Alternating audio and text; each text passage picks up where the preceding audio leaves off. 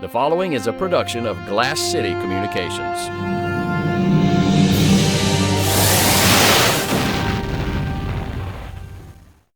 This is a special production of Star Trek Valkyrie.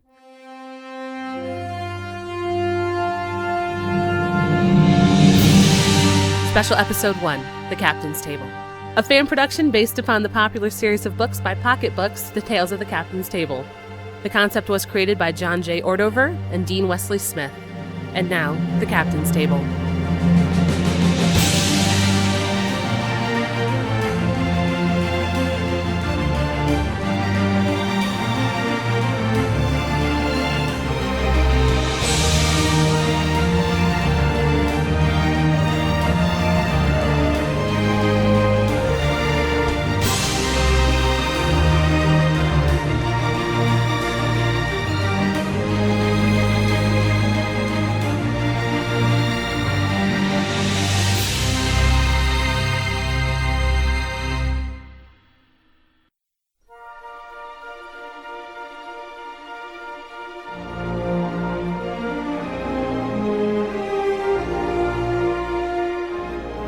Ship's Log Supplemental.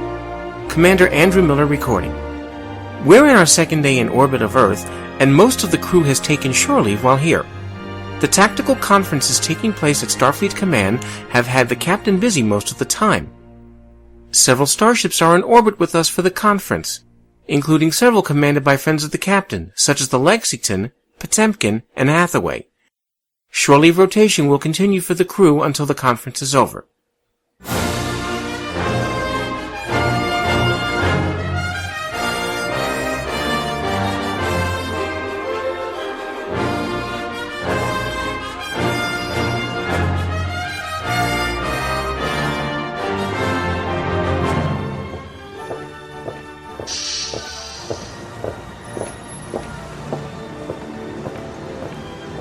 What a day. These conferences can get so boring at times. I know what you mean. I even saw Admiral Turcat looking like she was going to fall asleep over in the corner.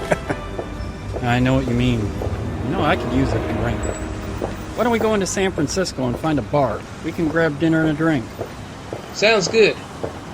2 more days of this, though. This might become a regular thing. This should be a good place down by the waterfront.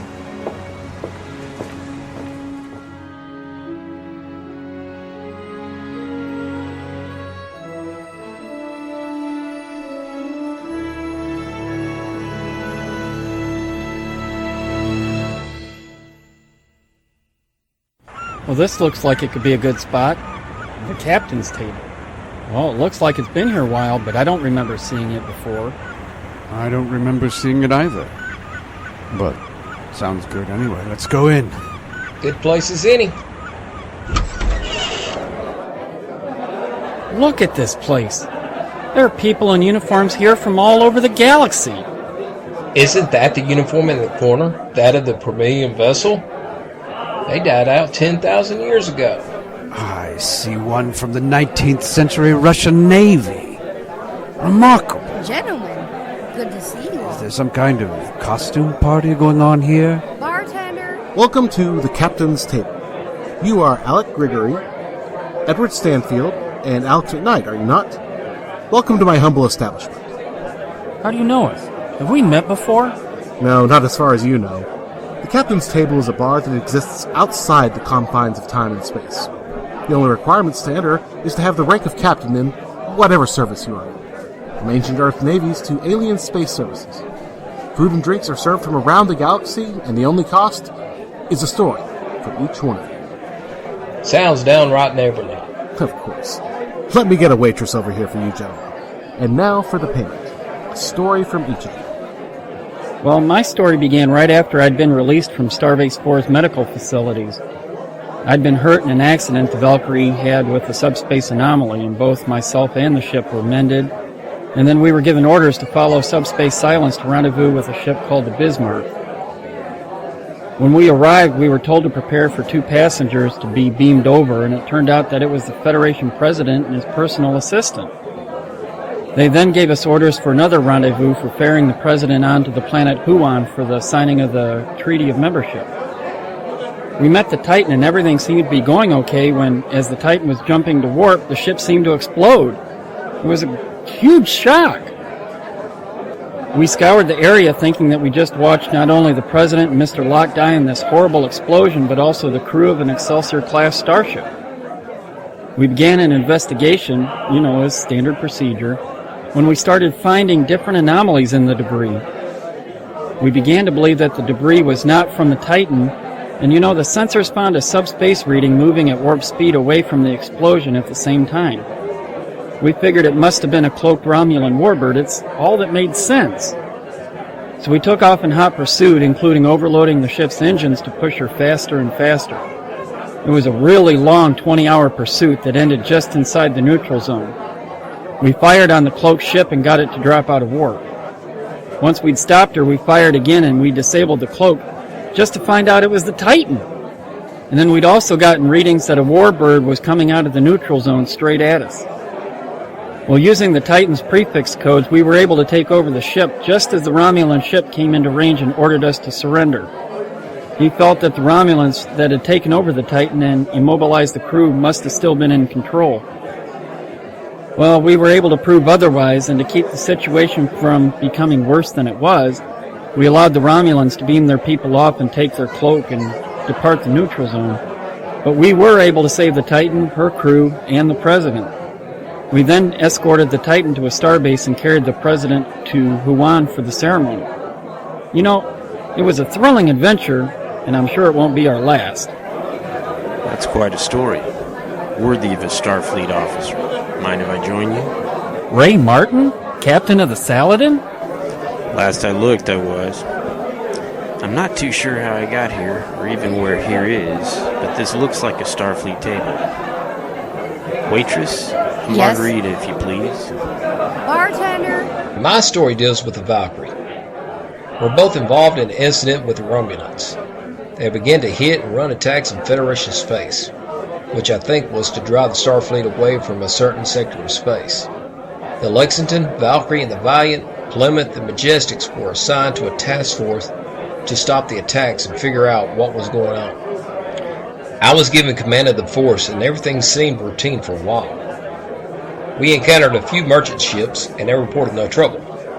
The Plymouth reported contact with 3 warbirds, and we rushed to assist. It turned into one hell of a firefight. The Plymouth had taken quite a bit of damage in the fight, and we were damaged as well, but not seriously. When Valiant and Valkyrie arrived, it made the odds in our favor, and the Romulans backed off. We escorted the Plymouth to Starbase 39 Sierra, and had some of our damages repaired and got the latest intelligence reports from Starfleet. I spoke directly to Admiral Dart. We arrived back with the fleet and continued our patrol. Within a few small one-ship at a time hit-and-run attacks, we found out that the Romulans were building a new military base just inside their space in Alpha Oniseus. They were trying to keep us from finding out they were building it in the first place. That's why we were building the station and tomb system, to counter them. The Tomid system. So that's why. Yes, and we were finally released from the task force by Captain Sulu of the Excelsior. Captain Sulu. Interesting. Yes, he was commanding the new task force and allowed us to leave the area. We left for Starbase 36 Sierra to get ready for the planetary survey mission. That's the first time Ed and I ever worked together. That's quite a story. Has me remembering when the Potemkin was ordered into a region of space not far from Klingon territory. A number of ships had disappeared with no discernible cause. The starships Oregon, Vesta, and Thales. While we were investigating the losses, a Klingon cruiser showed up, and immediately there was a pressure and temperature gradient on their hull. We warned them off, but it was too late. Some kind of energy nimbus enveloped the ship and it disappeared. Unfortunately, not before they got off a distress call. We began trying to get out of the sector at sublight speed before something bad happened to the Potemkin. We'd had a close call ourselves with a nimbus trying to form around the Potemkin, but it gave our Lieutenant Allen an idea of how to deal with them. We were on our way out of the sector when 3 Klingon Katinga-class cruisers showed up, with the usual threats and blaming us for the destruction of their other ship earlier that day. We found out that their commander was Kuma Ona, a commander with quite a reputation. While listening to one of her many threats, one of their 3 ships was engulfed by a nimbus and destroyed. Lieutenant Allen finally figured out a theory on what we were dealing with. Some kind of subspace pothole. The idea was to fill this pothole with energy to patch it. We decided to modify a hazard buoy with a warp reactor and send it off to draw the nimbus towards it.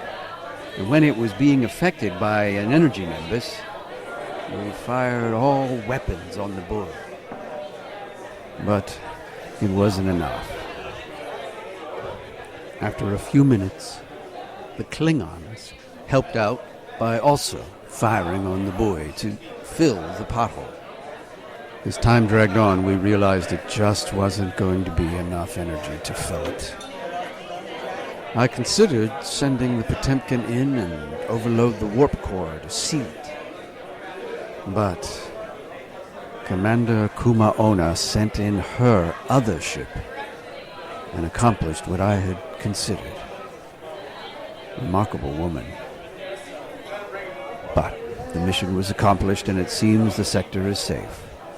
We sent out probes and surveyed the sector before leaving. All's well now. Those are interesting tales. May I join you as well? Of course. I don't recognize your uniform, though. Sorry, Captain Miles O'Brien, USS Reliant. I can see by the uniform of you four that you're from the late 23rd century. Captain Martin, from the late 2260s. I'm from the late 24th century. Not just around the corner from us, then. Maybe not, but I've got a story for my ale to tell as well. Mine's more of a cute story, actually. We'd be ferrying an ambassador to the Timuron system. It's near Breen Space. Breen? Never heard of him. Oh, you weren't learning of the Breen for a few decades yet.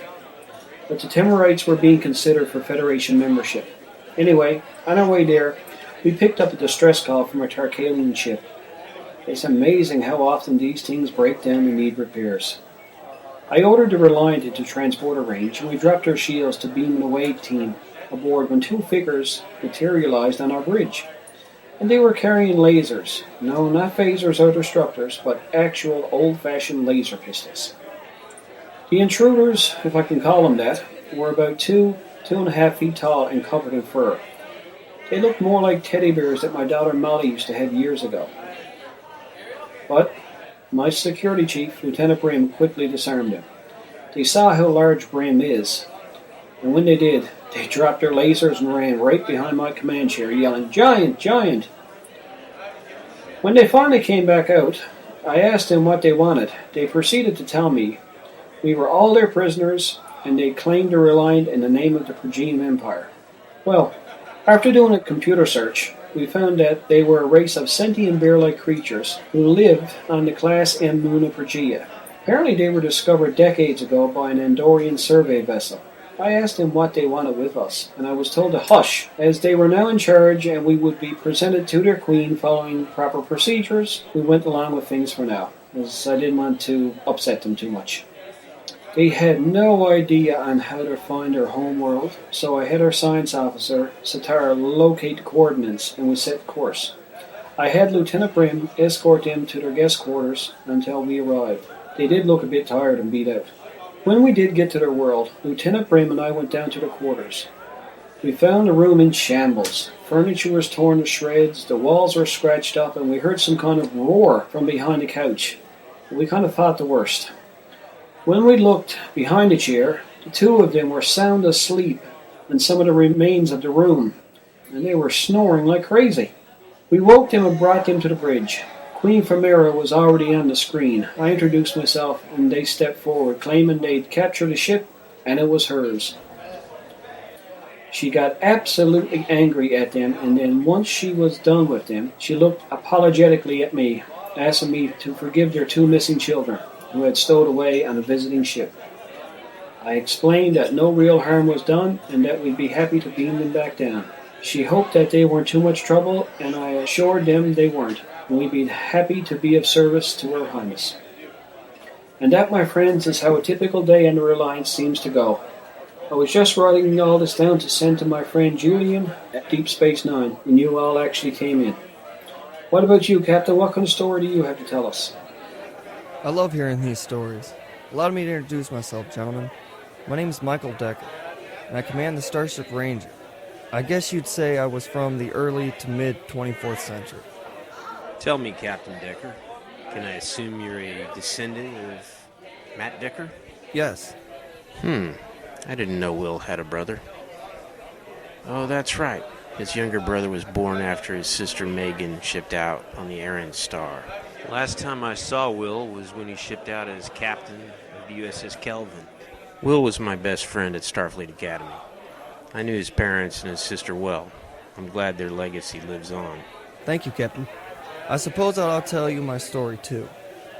One of my early missions as a captain, I was given orders to stop a reported Klingon vessel that was attacking cargo ships in Federation space. Once we found them, we found an old D-7 cruiser. It wasn't even a Continga-class refit.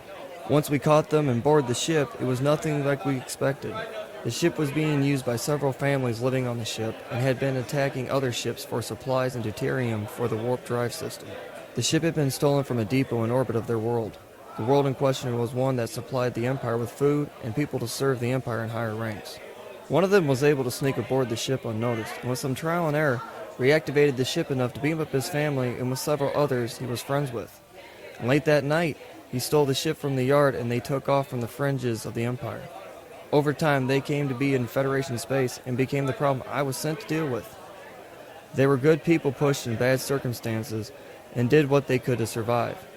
We gave them asylum in the Federation and ended up taking a lot of flack over it from the High Council. But they let things die down, since I let them know that their return could be bad for them and how the Empire would be seen by the galactic community. Who wants to be known as the government that has to rely on other governments to return their citizens? They settled on a colony world in Sector 169 and are doing great. I get messages from them on occasion telling me how well their colony is doing. That's a great story.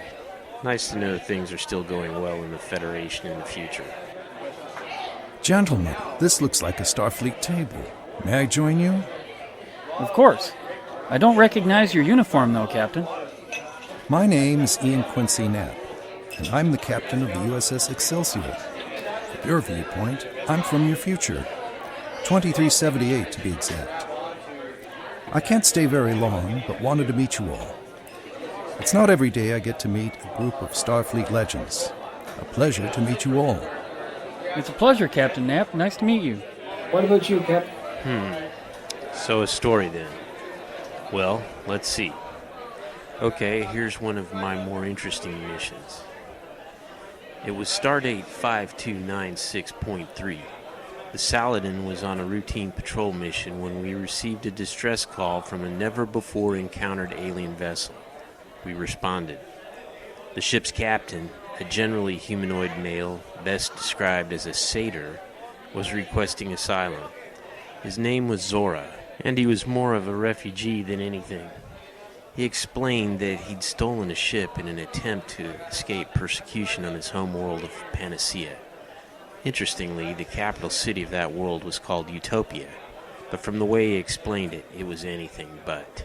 He described his world as a place where life or death was at the whim of those in charge, and he could no longer stand to be oppressed.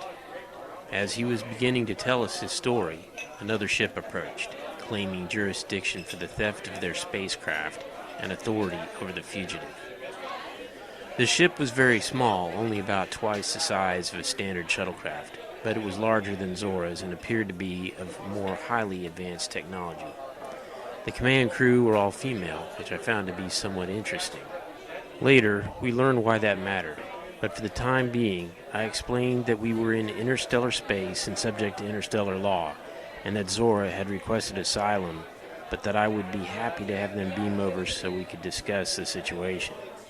The captain introduced herself as Lamia and agreed to beam over to the Saladin. Shortly, I, my senior officers, and Zora met with Lamia and a pair of her officers that had beamed over. The contrast was significant. Where Zora was somewhat brutish and savage in appearance with horns and hooves, Lamia and her two escorts were very much the opposite. They were like delicate flowers in comparison, with angelic wings and pale skin, almost pearlescent. Clearly, they were not of the same species. I had Dr. Thelov do a discreet scan of both Lamia's party and on Zora, and while it was apparent that they had some genetic similarity, the doctor believed that they had evolved separately on the same world and did not intermingle. He also noted their extreme age on the order of 10,000 years. As we sat down, Lamia got right to the point and explained that the Sararim, Zora's people, were cared for by the Lililiath, and that they had certain rules in their society that made it imperative that no Sararim could be allowed to enter the Kisikil, their sacred place. To do so carried the penalty of death. Zora had done this and had challenged the authority of the Lililiath and must be punished. It was clear to me that the Lililiath were quite ruthless and used to getting what they wanted. Lamia's haughty attitude was worse than an Orion matriarch, if you get my meaning.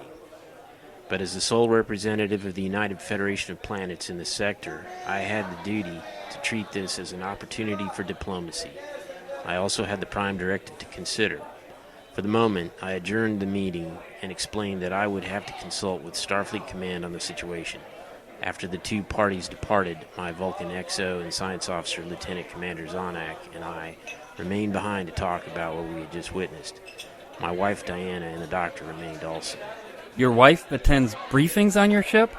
Diana's my helmsman, sorry. She's also third in command of the Saladin. She retained her maiden name, Palmer, to avoid calling attention to our married status. Starfleet allows romance of officers, but she is evaluated by my superiors when promotions come around. We're very careful about that. Anyhow, back to the story.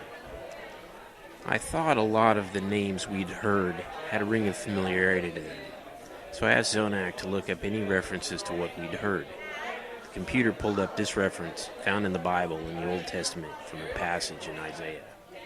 It translated as, "And demons shall meet with monsters, and one hairy one shall cry out to another. There the Lamia has lain down and found rest for herself." Another translation was, "The wild beasts of the desert shall also meet with the wild beasts of the island, and the satyr shall cry to his fellow." I wasn't sure of the context, but this did seem to be rather coincidental. So we did some more research. Apparently, Lililiath also referred to the name Lilith, who, according to legend, was Adam's first wife. I wanted another chance to talk to Zora alone, so we sent for him.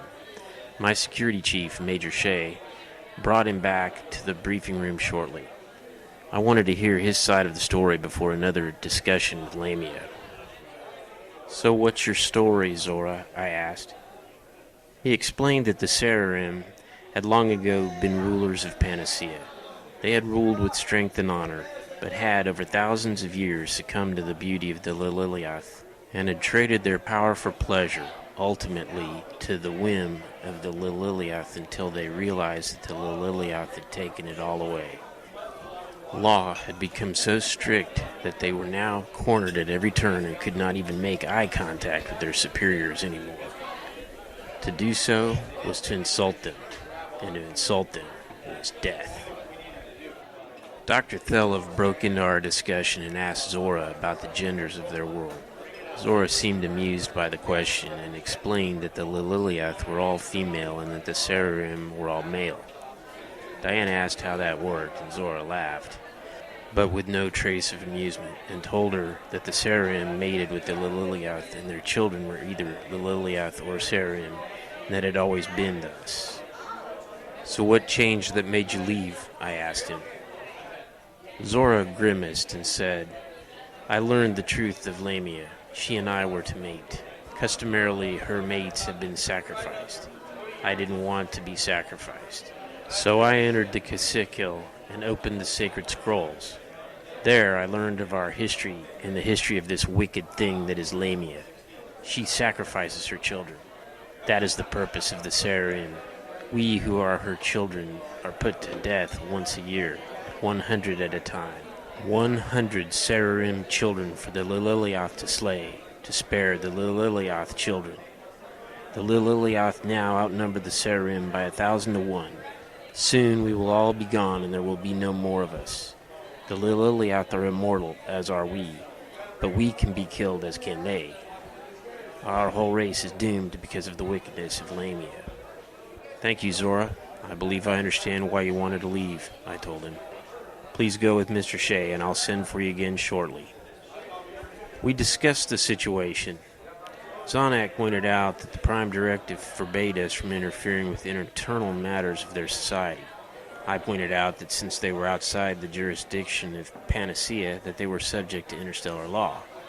Diana said she was disgusted with the Lililiath for what they were doing. Zonak pointed out that it was not our place to judge them, but she countered and said that evil was evil. Thelev seemed to understand the Lililiath's point of view, pointing out that an immortal race needed to either stop reproducing or expand outward, or they'd overpopulate and exhaust all the resources of their world. Zonak pointed out that they'd probably gone from world to world doing just that. Obviously, I had a major headache on my hands. All right, I said. I think this is one for Starfleet to hand over to Federation jurisdiction. Let's bring them all back in here. Moments later, I explained to Lamia that we'd be handing Zora over to Starfleet and that she could petition her case to the Federation. She flew into a rage and said that if we would harbor fugitives, then we would share his penalty of death. Before I could try to calm the situation, she and her party vanished, and Zora collapsed to the floor in throes of agony. In moments, he was dead. Sickened, I called a red alert and headed for the bridge. The ship was suddenly pounded by weapons fire from the smaller ship, but like a hornet's sting, it hurt. Saladin was already losing shield strength. Lock phasers on the Lililiath vessel. Open a channel. Lamia, this is Captain Martin. There is no reason to escalate this any further. You have executed Zora. Let us end this in peace and go our separate ways. Lamia's face appeared on the screen. Where before she had appeared almost angelic, she now had the countenance of something I can only describe as demonic. Human, we know your kind, creature of the dirt. You are nothing to us. Now you die. Her message ended. Damn, I said. The weapons hit us again and the ship shook. Zonak told me we couldn't take any more hits. Reluctantly, I ordered Diana to fire phasers. Our weapons lanced out and struck the smaller craft. It spun out of control for a moment, then righted itself. They fired again and our shields went down. I ordered photon torpedoes and they flew across the short distance to her craft, and we watched sadly as it exploded in a fireball of intense light in the silence of space. Later in my quarters, I couldn't sleep. Diana came over to me and asked what was wrong, and I showed her what I had found. It seemed an appropriate epitaph for Lamia and Zora. It was from the Book of Proverbs. Her house sinks down to death, and her course leads to the shades. All who go to her cannot return and find again the paths of life. That's an interesting story. One of these days you'll have to be here to hear one of mine. This has been some evening. I could stay here for several more hours. But I think we're going to need to go to get some sleep if we're going to stay awake during tomorrow's briefings. I guess you're right, Alex. Captains, it's been an honor meeting all of you. But what about preserving the timeline? Yes. We've learned of things in our future tonight, and the captain has heard things about us from his future. Doesn't that violate the temporal prime directive in some way? I never heard of a temporal prime directive, but I was wondering the same thing. Gentlemen, remember when I said that the captain's table existed outside the confines of time and space. It exists on whatever world or station you're on, whenever you are and want to enter it. And since it's outside of time, you only remember what you learned here while you are in here. You won't remember anything told to you by anyone else when you leave. So I guess that means no harm, no foul, as they say. Good to know, although I love to remember some of these stories. Well, good night, everyone. It's time to beam up to our ship for a few hours of sleep. Well, gentlemen, it was a pleasure meeting you all. I suppose we now forget everything we just heard, but for the moment, here's to Starfleet's finest. May the wind be at your backs. If you gentlemen will excuse me, I just spotted a couple of other friends of mine across the bar. I'm going to go say hello to them. Take care. Captain. Bartender, others, good night. Good night, gentlemen. Safe travels to you all.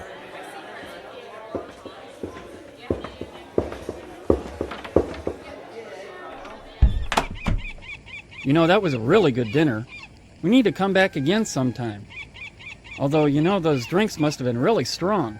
I don't remember a whole lot of the evening other than dinner and knowing that we had a good time. I know what you mean, Ed. Come on, let's find a transporter station. I know there's one over there on Geary Street, so we can beam up to our ships. I used it before when I was stationed at Starfleet Command and visited old San Francisco. All right, Alex, lead the way.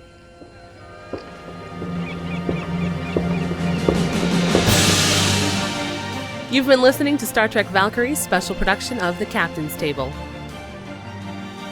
Starring Jerry Stanford as Captain Edward Stanfield, Michael Liebman as Commander Andrew Miller, Keith Harris as Captain Alex McKnight of the Lexington from Star Trek Lexington, Jeff Green as Captain Alec Grigory of the Potemkin from Project Potemkin, Kenneth Thompson as Captain Ray Martin of the Saladin from Starship Saladin, Jacob Stanford as Captain Michael Decker of the Ranger from Star Trek Ranger, Darren Hann as Captain Miles O'Brien of the Reliant from Star Trek Reliant, and Dave Dial as Captain Ian Quincy Knapp of the Excelsior from Hidden Frontier. Guest starring Dave Morgan as the bar's owner, Spring Stanford as the waitress. The Captain's Table was written by Jerry Stanford with Kenneth Thompson, Randall Landers, and Darren Hann. The Captain's Table is based on the Tales of the Captain's Table series of books published by Pocket Books, and the concept was created by John J. Ordover and Dean Wesley Smith. Audio mixed by Kenneth Thompson and Jerry Stanford. Glass City Communications opening by Andy Field. Your announcer is Andrea Columber. Original theme music for Valkyrie by Jesse Richardson. Music by Jerry Goldsmith, Ron Jones, Dennis McCarthy, and Alexander Courage. Star Trek Valkyrie is based on Star Trek, created by Gene Roddenberry. Star Trek is a registered trademark of Paramount and CBS, all rights reserved. Star Trek Valkyrie is not affiliated with Paramount, CBS, or any other Star Trek rights holders. No copyright infringement is intended. Star Trek Valkyrie is a production of Glass City Communications. Executive producer is Jerry Stanford. Visual arts director for Valkyrie is Video Space FX. Stay tuned for our next episode, available for free download at StarTrekValkyrie.com and available on YouTube at youtube.com/user/ValkyrieNCC2590. Please visit our friends at Project Potemkin at ProjectPotemkin.com, Starship Saladin at StarshipSaladin.com, Star Trek Ranger at youtube.com/user/ValkyrieNCC2590, Star Trek Reliant at ReliantAdventures.com, Hidden Frontier at HiddenFrontier.com, and Star Trek Lexington at youtube.com/user/Lexington1709.